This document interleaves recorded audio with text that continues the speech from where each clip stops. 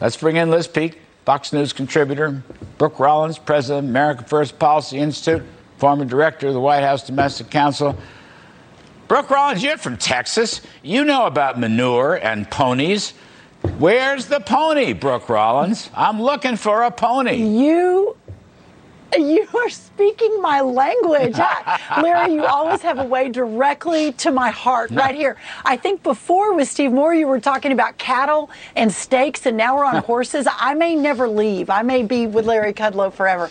No, Larry, thank you for having me on your show. You know, there is no doubt what's happening in Washington and these crazy plans that keep coming out of the new White House, not our White House, but the new White House, make absolutely no sense. But if I had to say, where is the pony? And by the way, I used to use that story in my Future Farmer of America speeches.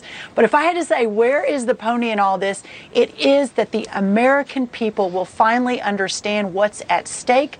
It is that the American people will finally understand that opportunity and prosperity comes from less government, as was proven in the last 4 years, versus this current administration, which is higher taxes, more government, incentivizing people to stay home when we have 8 million jobs available. No one feels that more than my home state of Texas. I know it's across the country, but let's get people back to work, the dignity of work, and stop incentivizing them to stay home and live on the government. Liz Peek, look, you've worked in markets. You understand the concept of a bid and an offer. In the Treasury market, the spreads are tiny, tiny, thin, thin.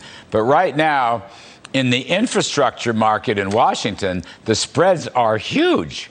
And I just don't know how they're going to overcome those spreads. What's your take? Where's your pony?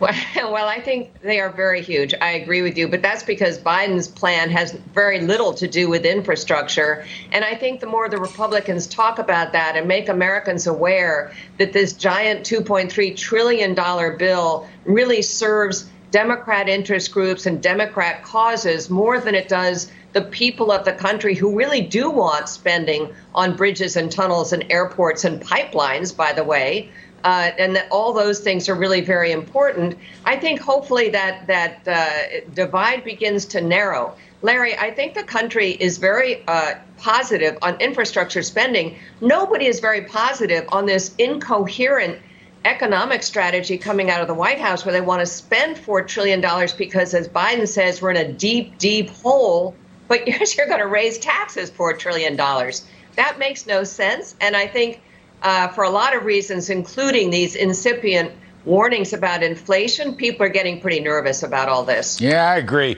You know, Brookie, I gave you the last word on this, but what's so weird here? So they passed this relief bill last January, February, and inside the bill, you're not allowed to cut taxes. I just love that. They're actually a federal law. You can't cut taxes. Now, that may be determined in the Treasury or in the courts.